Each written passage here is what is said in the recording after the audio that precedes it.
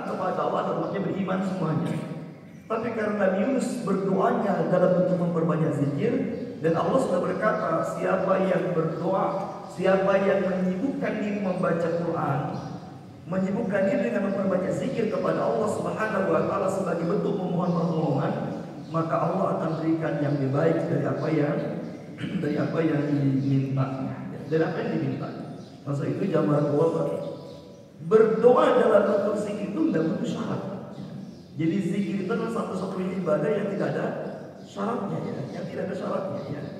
Nabi cuma melarang, para ulama melarang, Pak, kita berzikir di 3 waktu saja. Ya. Jadi kita tidak dianjurkan, tidak boleh berzikir di 3 waktu. Ya. Di luar itu silakan sebanyak zikir. Tapi di luar 3 waktu ini, dalam 3 waktu ini kita tidak boleh berzikir. Baik berzikir secara lisan ataupun berzikir dalam hati. Di 3 waktu itu jangan berzikir, Pak. Ya. Karena itu bagian dari tidak beradab. Yang pertama, kita nggak boleh berzikir itu di kamar mandi. Ya, di kamar mandi itu Pak, kita dilarang berzikir, baik zikirnya dengan zikir diucapkan dalam lisan atau zikir dalam hati, itu tidak boleh berzikir, Pak. Ya, tidak boleh berzikir di kamar mandi, Pak. Ya.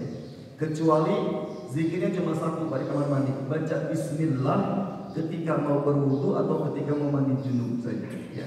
Tidak ada lagi zikir yang diucapkan di kamar mandi kecuali membaca Bismillah ketika mau berwudu dan ketika mau mandi junub. Karena kata Nabi, la wudu'a liman lam yaqra bismillah.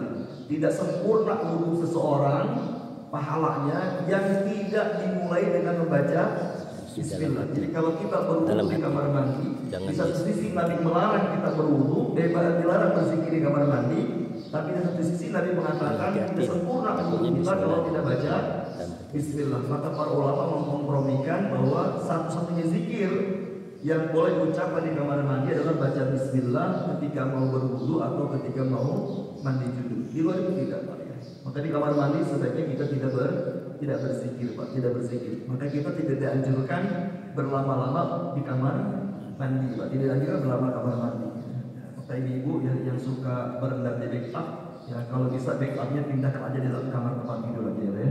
Nah, dipindahkan, jangan di kamar mandi, ya. Karena Nabi tidak menganjurkan kita berlama-lama di kamar mandi. Ini yang pertama, kita nggak boleh berzikir di kamar mandi. Yang kedua, kita dilarang berzikir itu ketika mendengarkan khutbah Jumat, ya, atau mendengarkan tausiah. Ya. Kalau bapak ada orang yang sedang di hari Jumat sedang berkhutbah, khotib sedang khutbah, kemudian ada yang berzikir, Pak, maka dia tidak sah Jumatannya. Ya. Jangankan ngobrol, ya, berzikir saja nggak boleh ketika khotib sedang khutbah. Ya. Ini masih banyak, mohon maaf, di masyarakat kita, Pak, ya, masih banyak di masyarakat kita khotib sedang khutbah dia masih ngobrol, ya, Ya. Ini ketika khotib sedang khutbah dia ngobrol, maka dia tidak dapat pahala sholat Jumat. Ya, tidak dapat pahala sholat Jumat. Ya. Ada dua sebab orang Jumatan tapi nggak dapat pahala sholat Jumat.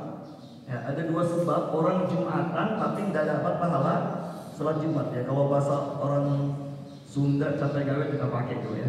Ya, jadi dia sholat Jumat tapi nggak dapat pahala sholat Jumat. Yang pertama adalah mereka yang ketika khutbah, khotib sedang khutbah, dia ngobrol. Jangankan ngobrol, Pak, ya, jangankan ngobrol. Ada sebelah kita ngobrol, kata Nabi, ada sebelah kita ngobrol. Sedangkan khotib sedang khutbah. Kalau kita tegur, jangan ngobrol, itu lagi khutbah. Itu aja, Pak, kita ide itu ngobrol. Ya, maka tidak sah Jumatan kita. Makanya kalau ada orang yang ngobrol, ya mungkin berisik ngobrol, ya anak-anak ngobrol, misalkan bercanda, ya. Itu makmum untuk mengingatkannya, Pak, itu minta ke khotib. Ya, khotib, tolong dong itu yang ngobrol disuruh berhenti. Ya. Jadi gak dia tegur langsung kepada makmumnya, tapi dia ngomong ke khotib. Ya. Jadi makmum ke khotib boleh ngomong, Pak, ya. Boleh ngomong, ya. Misalkan ada khutbah, khotibnya cukup banyak kepanjangan, Pak, ya.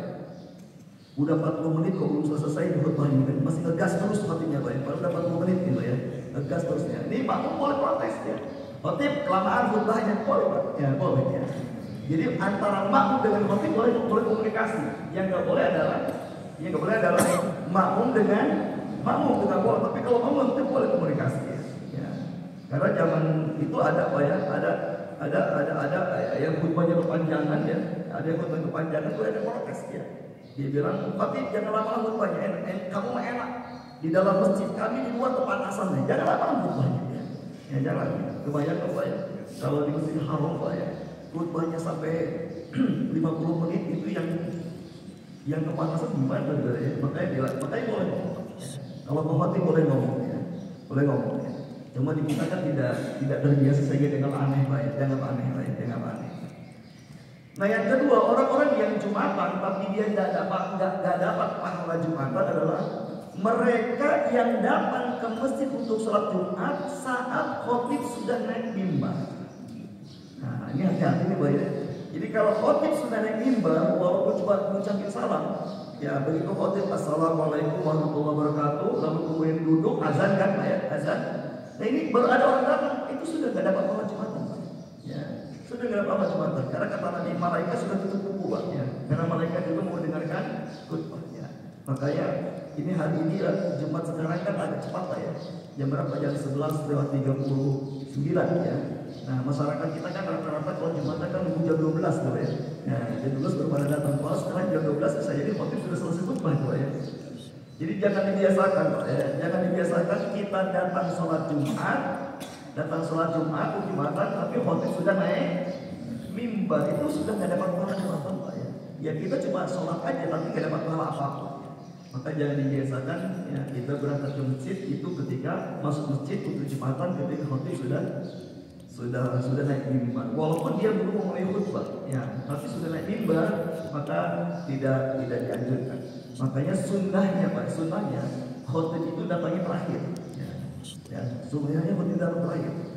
Cuma kalau khotib datang terakhir, DKM panik Pak ya. Nah, Pak ada khotib belum datang terakhir, DKM panik ya. Jadi saya pernah mengamalkan ini Pak, karena saya khutbah jadi datang terakhir Pak ya. Ya 5 menit lagi subhanallah Pak ini. Yang kedua kita dilarang berzikir itu ketika khutbah Jumat. Ya. Ketika khutbah Jumat dilarang berzikir. Ya. Pokoknya dengarkan aja, paham tak paham dengarkan saja Pak ya. Jangankan berzikir Pak ya. Nabi itu pernah menegur sahabat yang ketika Nabi sedang khutbah itu sahabat Pak mainin batu. Ya kan di zaman Nabi itu kan Pak masjidnya itu kan nggak pakai karpet ya. Alasnya kan. Yang kedua, yang pertama sekali lagi Pak, kita dilarang berzikir di kamar mandi. Yang kedua kita dilarang berzikir ketika sedang mendengarkan khutbah Jumat. Yang ketiga kita dilarang berzikir ketika sedang berhubungan suami istri. Ya. Nah, ini jangan Pak ya. Jadi jangan zikir ya, jangan zikir ya. Sebelum suami istri. Ya, fokus aja lah, fokus Pak ya, fokus aja ya. Jangankan berzikir pada mengatakan Pak, ketika berhubungan suami istri ngobrol aja Pak, itu tidak dianjurkan. Ngobrol tidak dianjurkan ya. Pokoknya bukan lagi sedikit bicara banyak bekerja Pak, bekerja aja tanpa bicara Pak ya. Nah, bekerja tanpa bicara Pak ya. Kalau ngomong itu Pak sebelumnya, ya sebagai pemanasan kita boleh sebelumnya. Tapi ketika sedang begituannya itu sebaiknya tidak ngobrol Pak. Ya mungkin mohon maaf ya, ini ibu di belakang ya.